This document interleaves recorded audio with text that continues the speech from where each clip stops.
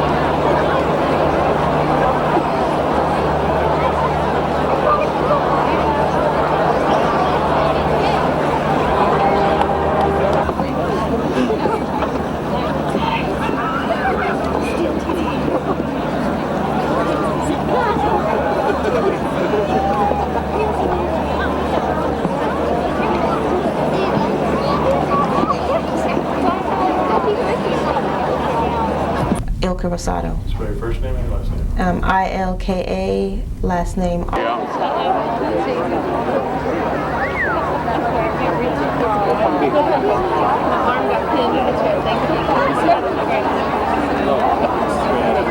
Yeah, and they're learning more every day.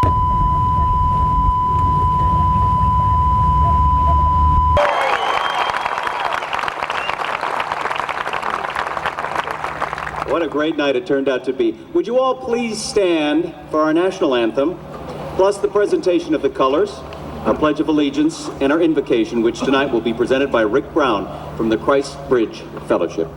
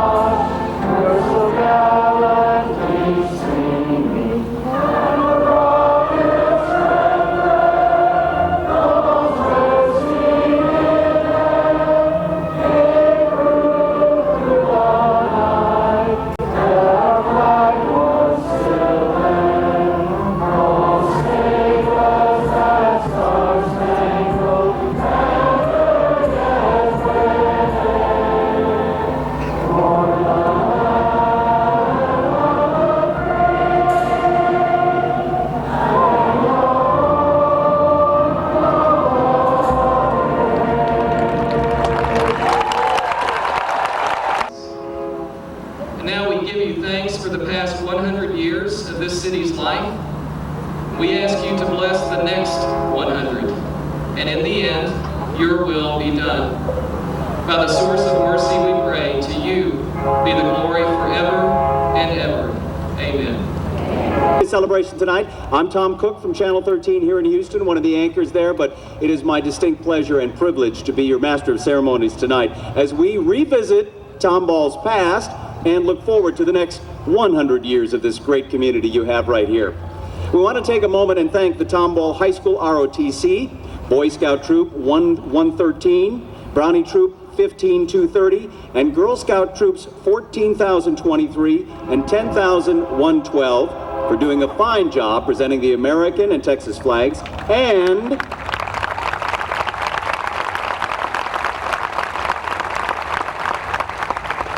thank you to the Tomball High School Choir and the Tomball High School Cougar Pride Marching Band for a beautiful job performing the national anthem.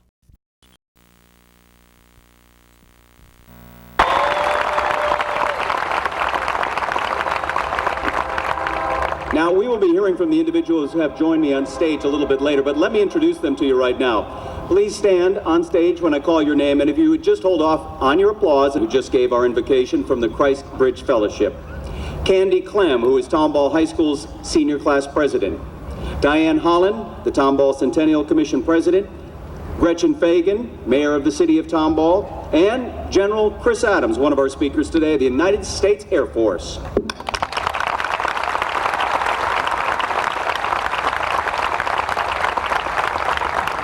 We'd also like to recognize a number of dignitaries who have joined us this evening, and if you would, please stand, such as farming, oil, and transportation brought people to this community 100 years ago.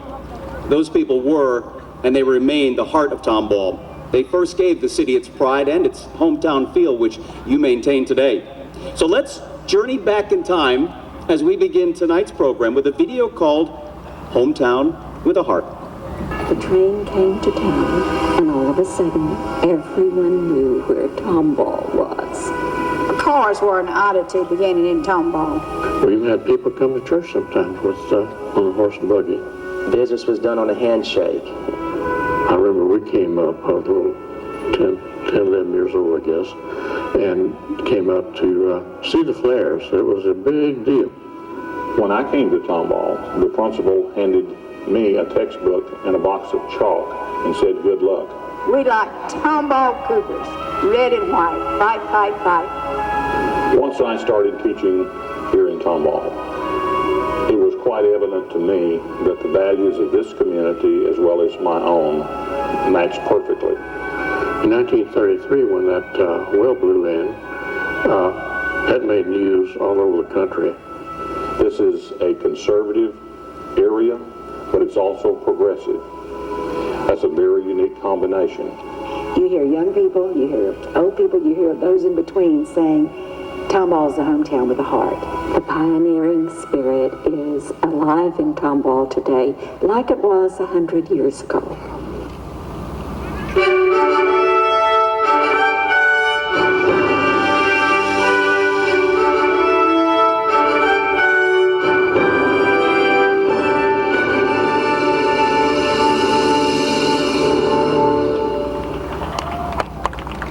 is rich in history, culture, and tradition, and the city of Tomball is no exception. During the 1830s, this community was known as Prairie Land. Many of our original settlers who moved here during that time still have descendants living in our community. In order to celebrate where we are today, it is important to revisit our past to truly appreciate what it means to be the hometown with a heart. Thomas Henry Ball was an attorney and a congressman. He had been a congressman. At this particular time,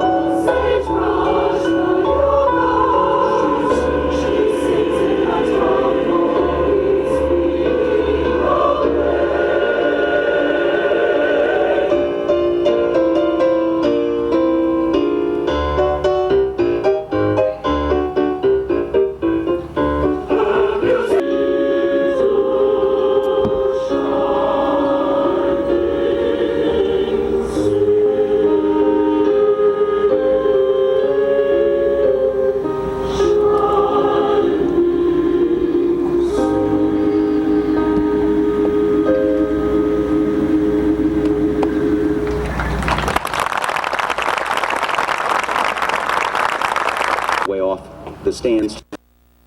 Our contest winner, Candy Clem.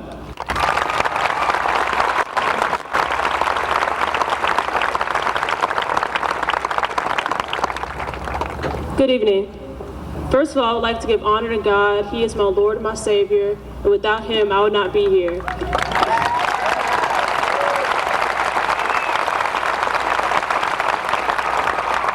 It is an honor and a privilege to be able to speak for you today.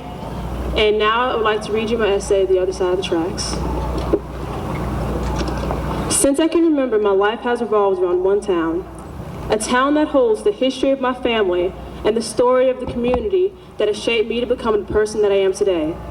Since 1932, my family has held a firm foundation in the soil of Tomball, Texas. My grandmother, raised in Tomball all her life, married my grandfather, who moved to Tomball at the age of 12 in 1951. Upon the union of Lorraine and Ira W. Curtis, 7 children were born, with the names Ella, Pete, Sheila, Ellen, Bobby, Marilyn, and the youngest, my mother, Annie. Each of these 7 children grew up and attended Tomball High School, making their mark in their own special way. Specifically, the oldest, Ella, was among the first group of black high school students to integrate into Tomball High School, and the youngest boy, Bobby, was in the first group of kindergartners to integrate. The Curtis family lived in a house on Snook Lane, a small street located off 2920 in Husmith. There, they not only found a house, but a community that was a family. As you go over the railroad track that crosses Main Street, you enter a part of Tomball that is different from the rest. Once I am on the other side of the tracks, this is where my life begins. Life across the tracks is a place where everyone knows each other's name, where love is shown, where everyone is greeted with a hug and a kiss, where the needy are taken care of, and the weak and weary have a shoulder to lean on, where restaurants like Mel's and the Blueberry Patch serve the best food, where it truly takes a village to raise a child, I am a product of this love and compassion. One person who epitomizes what it means to be on the other side of the tracks was my next-door neighbor, Josie Bell Barnes. Also known as Granny, she was the self-proclaimed mother of the neighborhood.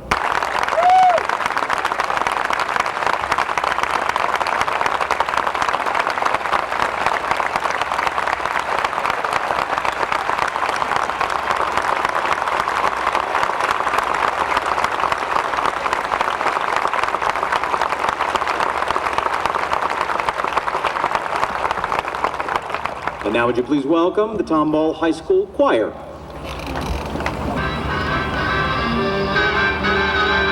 Come on in here, come on in here, to Alexander's Ragtime Band. Come on in here, come on in here, here's the best band in the land. They can play a musical like... On December 2nd, 1907, the freight station known as Peck changed its name to Tomball in honor of Thomas Henry Ball, who was instrumental in bringing the railway to this community. During the same year, the world-famous Neiman Marcus store opened in Dallas, and farther to our north, Oklahoma became the 46th state in the Union. By 1908, Tomball's population was estimated at about 150. Tomball had one school and a dozen kids. 3 religious denominations existed in Tomball, and they all held church services in the same building on different days of the week. William Howard Taft became the 27th president of the U.S., and Henry Ford introduced the idea of mass production with the invention of the Model T. During the next few years, while Tomball continued to develop into a community, explorers reached the North and South Poles. The Boy Scouts of America was incorporated. The Titanic sank on its maiden voyage, and America fell in love with Irving Berlin's song, Alexander's Ragtime Band. In 1913, while Americans enjoyed the newly invented potato chip, there was also a sense of increasing tensions in Europe. The United States joined Britain and France in World War I. But back in Tomball, Dr. Metzler, who practiced medicine, bought the first car in town that you heard about. It was a buggy-type frame with a motor, and as you heard, it was made by Sears and Roebuck. The 1920s changed fashion forever. Dance halls were filled with flappers doing the Charleston. Women also celebrated as they received the right to vote with the passage of the 19th Amendment. That same year, the State Banking Commission shut down the First State Bank of Tomball after an employee embezzled $90,000 and fled the country. In 1922, Tomball's graduating class consisted of just 3 students, and the following year, the Milky Way candy bar became an instant success. A year later, G.W. Brodegum built a livestock pen behind his grocery store so the local cowboys could show off their steer riding, calf roping, and bronc busting skills. Yeehaw! By 1926, the lovable character Winnie the Pooh captured the hearts of children around the world. And the new epic film Ben-Hur was hailed as a masterpiece.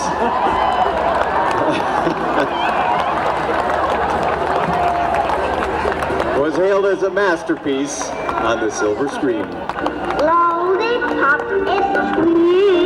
With shouts of joy as people attended Tomball's first country fair. One-stop shopping could easily be accomplished at Stallone service station, where an attendant would actually fill up your car with gasoline. The service station was also a repair garage and included a barber shop and a grocery store.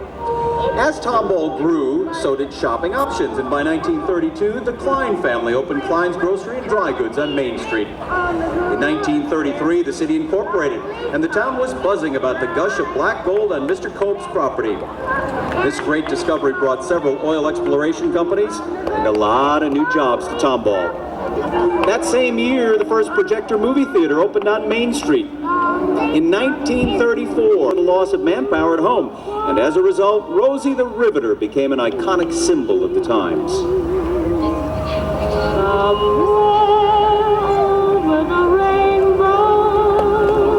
In 1943, the first computer was invented.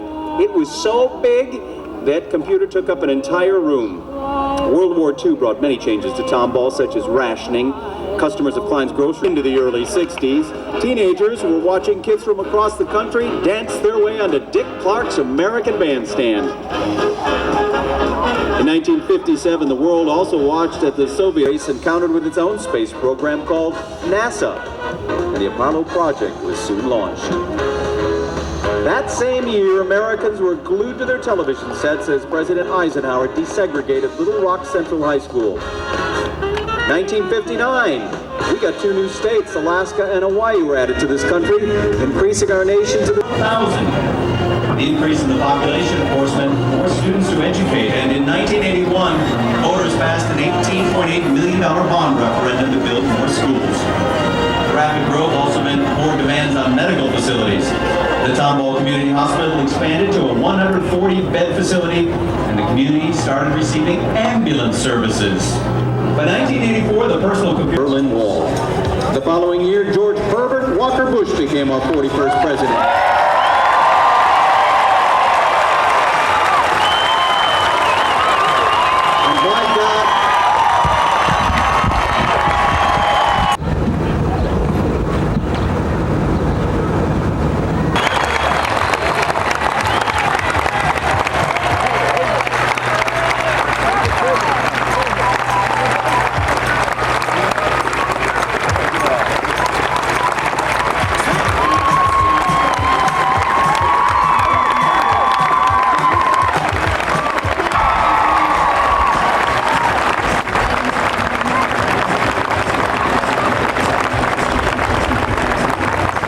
Well, back in the 1980s, crimped, rolled pants and Jordan.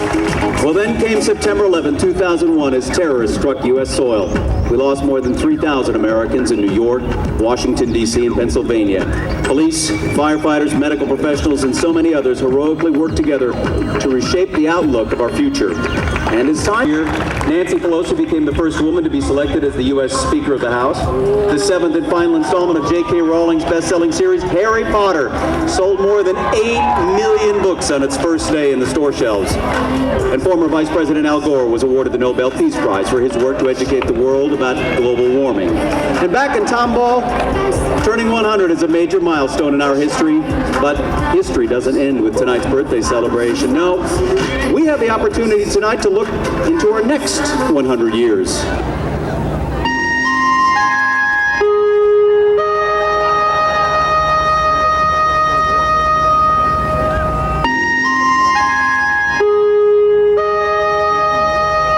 Meet Fran from the future. She's a modern, techno-savvy girl with many friends and a great family. Each morning, after she watches Eyewitness News, her mom tunes into the educational classroom channel and completes a lesson about President Pam, who happens to be from Tomball. After school, she takes a hydro train to see her best friend Bailey. But when she gets there, Bailey tells her, "My dad's got a new job on Mars, and he says it's too far to commute back and forth, so our family has to move." The girls celebrate Bailey's move to Mars by taking a flying saucer to their favorite restaurant, where they order macaroni and cheese for $12.99. They also attend a futuristic football game where each team earns anti-gravity points for soaring through the air to make a touchdown. And on the way home, futuristic Fran and her best friend Bailey stop by 5 flying dogs trying to save the universe. Later that night, as futuristic, she'd rather stay right here and live in Tomball.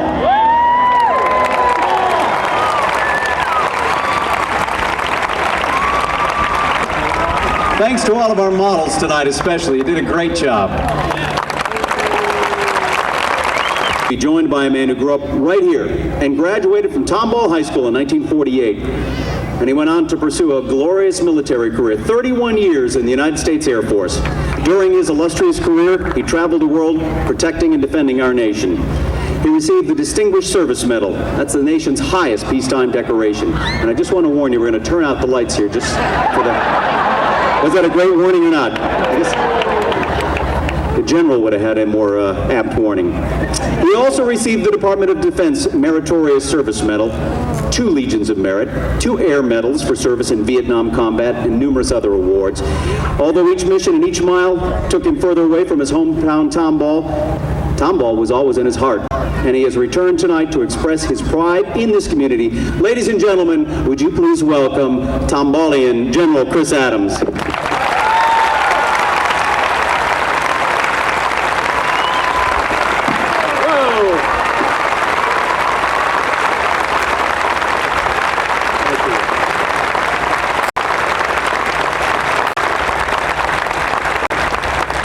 What a night. Thank you very much, Tom, for your generous introduction. Mr. President, we pulled into the motel this afternoon and said that George H.W. Bush is living on the edge, and it scared the hell out of us. But you're here, thank goodness, and we're delighted to have you, sir. Mayor Fagan, Diane, and all of you, thank you so much. There's no greater honor than to be invited to come back home. And you continue to do it, and you continue to not wear out, apparently, in the fact that you let me come back. And I think no matter where we go and how far we travel, if our roots are deep, it's very easy to find our way back home, and we continue to do so. My mother and dad migrated to Tomball in 1933, just after that first gusher you heard about a moment ago in the video, along with my sister and me. Our younger brother came along later. My earliest recall, and you saw some of that on the video too, I hardly have a story to tell after watching the video and listening to Campy's essay. My first recall was our 1929 Chevrolet getting stuck up to the axle just a block off of Main Street. But as the oil patch grew, Tomball grew with it, and we paved those streets. At the time, my earliest recall, it was only Main Street and Cherry Street were the only two paved streets we had. But you've come a long way in this very brief time. As my dad used to say, he talked about the German culture, which he loved very much, and we've referred to it several times this evening already, that those were the old settlers in Tomball, and that's what really made our culture. If my dad were here tonight, he'd be 107 years old. And I'm sure that he would like nothing better than to be called an old settler, because he really was. Everybody knew Steve Adams all over Tomball, what a great man he was, and how absolutely proud he would be here tonight with us. I think there's no better place to celebrate the centennial than right here at Tomball High School.